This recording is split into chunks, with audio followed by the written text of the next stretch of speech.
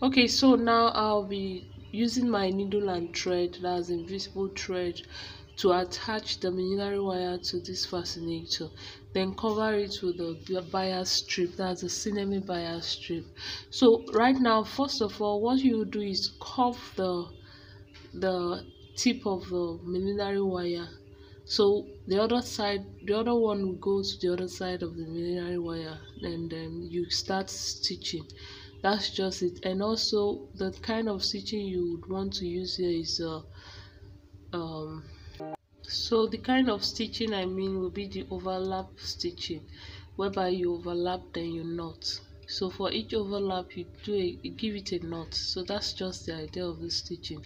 That is what you use and run the millinery wire around the fascinator. Then afterwards we'll be covering it with a bias strip.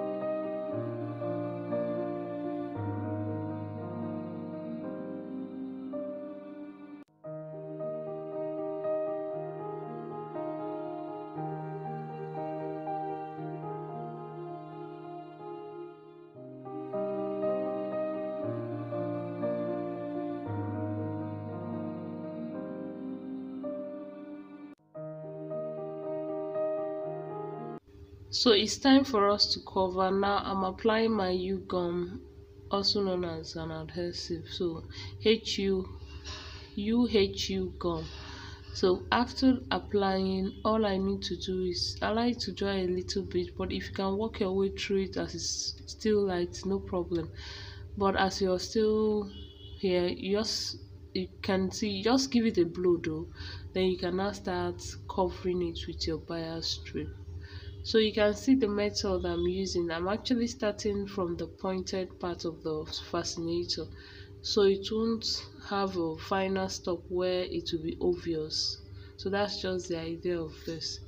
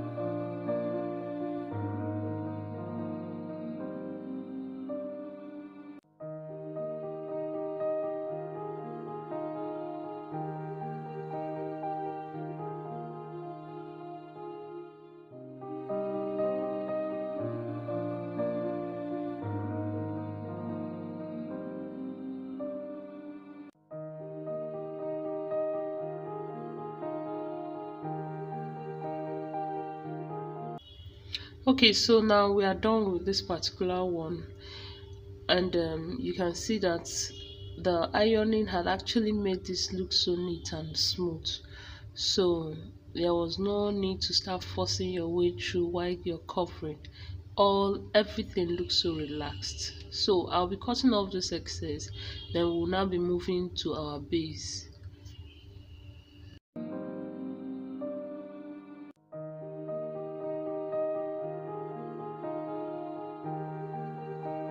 Okay, so all I need to do here is just to attach my millinery wire, then I'll cover it with a bias strip, and that will be all. Then we can now start assembling. Okay, I will also show you how the loops were formed, and some other additions to this fascinator. It's looking, actually the final result was so beautiful, so I would want you to keep watching and learning.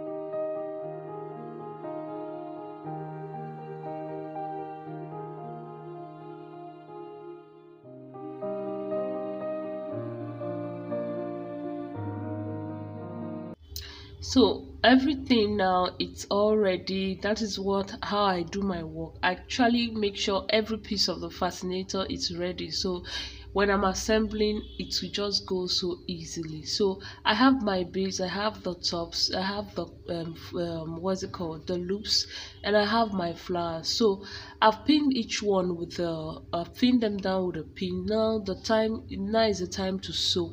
You can simply use gum at this point, but actually I use both. At times I stitch, then finally use gum. At times I just use gum. So for some parts I'll be using gum, whilst for some parts I'll be using stitches. So that's just the idea of it. And before you know, your fascinator is made and it's looking so dope. All right, thank you. And please do continue watching. The final result was amazing. And I want you to also try your own and send me pictures and let me be wowed at your result.